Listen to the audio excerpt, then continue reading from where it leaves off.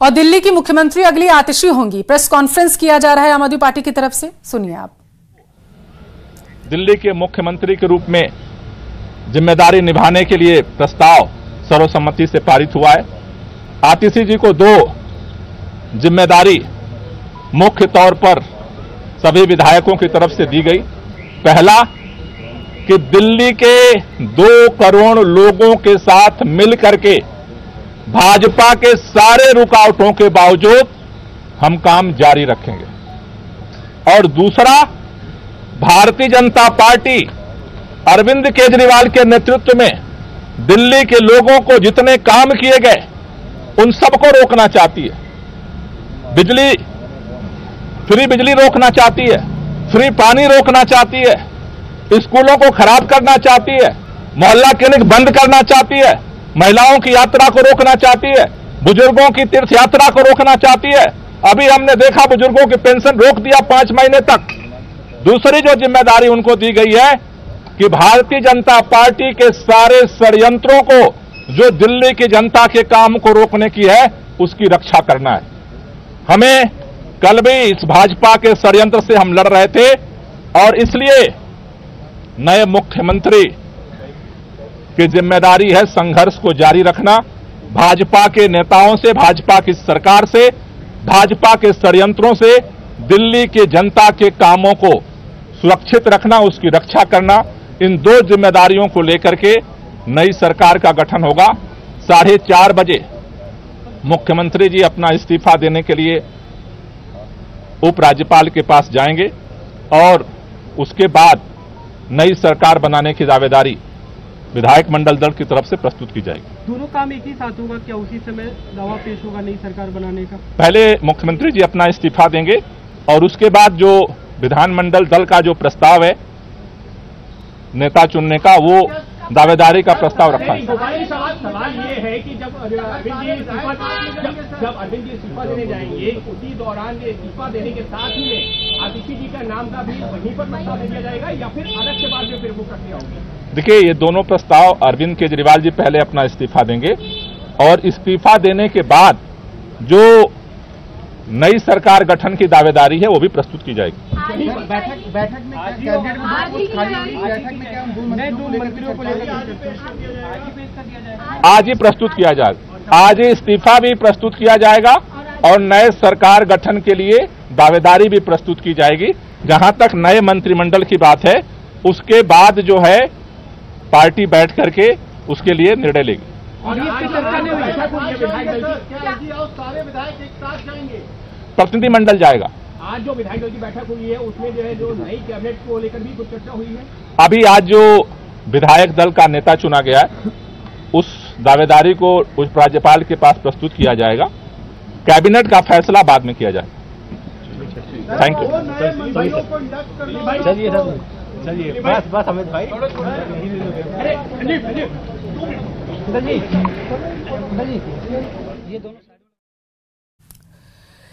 तो कालिका जी से विधायक आतिशी मार्लेना के हाथों में अब दिल्ली की कमान होगी। यहाँ स्वयं सहायता समूह की हमारी बहनें, हमारी महिलाएं यहाँ सम्मान कर रही हैं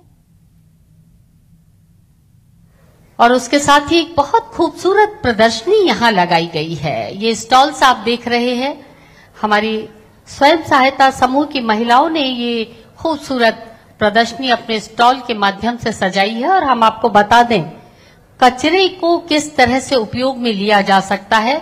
उस कचरा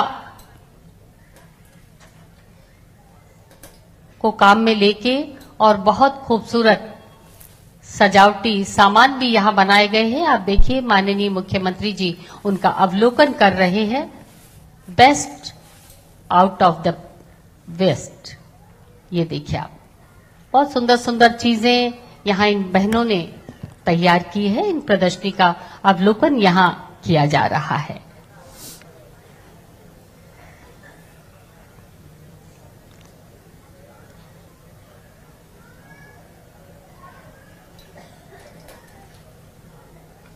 अलग अलग स्टॉल पर माननीय मुख्यमंत्री जी स्वयं सहायता समूह की महिलाओं के इन स्टॉल्स को अवलोकन कर रहे हैं। Waste to wonder, waste to art, नगर निगम ग्रेटर ने इस प्रदर्शनी को यहां लगवाया है और ये प्रदर्शनी सभी गणमान्यों के साथ माननीय मुख्यमंत्री महोदय,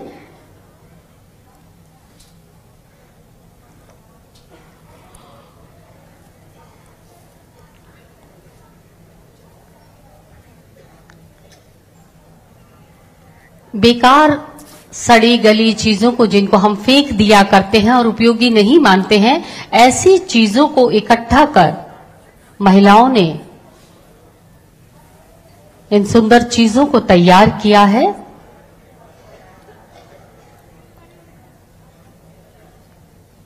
इनकी सराहना कर रहे हैं, इन्हें देख रहे हैं, इनके बारे में जानकारी ले रहे हैं माननीय मुख्यमंत्री जी।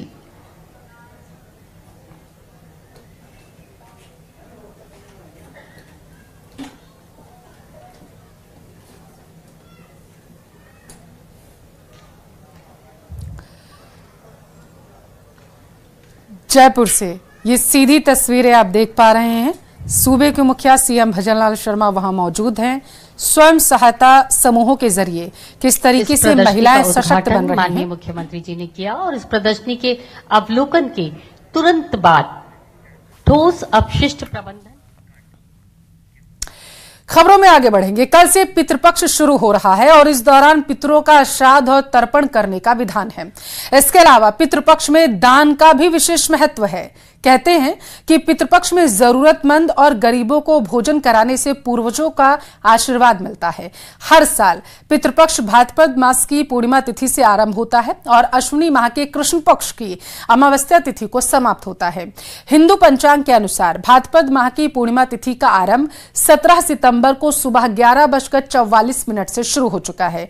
पूर्णिमा तिथि का समापन 18 सितंबर को सुबह 8:04 पर होगा और हमें आशीर्वाद प्रदान करते हैं। इसीलिए ये 16 दिन पितरों की पूजा के लिए, तर्पण के लिए और श्राद्ध कर्म के लिए बहुत ही अच्छा होता है।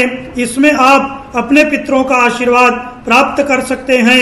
देखिए, श्राद्ध पक्ष में मांगलिक यहाँ पर आते हैं और हमें आशीर्वाद प्रदान करते हैं। इसीलिए ये 16 दिन पितरों की पूजा के लिए, तर्पण के लिए और श्राद्ध कर्म के लिए बहुत ही अच्छा होता है।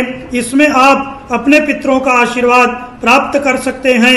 देखिए, श्राद्ध पक्ष में मांगलिक कार्य, विवाह यहाँ पर आते हैं और हमें आशीर्वाद प्रदान करते हैं। इसीलिए ये 16 दिन पितरों की पूजा के लिए की दुनिया में शातिर ठग तकनीकी पेचीदगियों से अनजान लोगों को अपने जाल में फंसाने के लिए रोजाना नए नए तरीके अपनाते रहते हैं।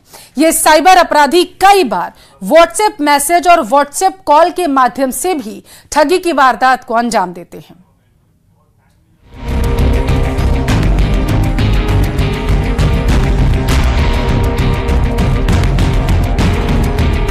साइबर ठगी की वारदात को अंजाम देने के लिए साइबर ठग रोजाना नए नए तरीके अपना रहे हैं और ज़्यादातर साइबर ठगी की वारदात व्हाट्सएप कॉल और व्हाट्सएप मैसेज के जरिए की जा रही है। ऐसे में इन तरह के मामलों में आमजन घबराने के बजाय इन व्हाट्सएप कॉल और व्हाट्सएप मैसेज की रिपोर्ट भी कर सकते हैं।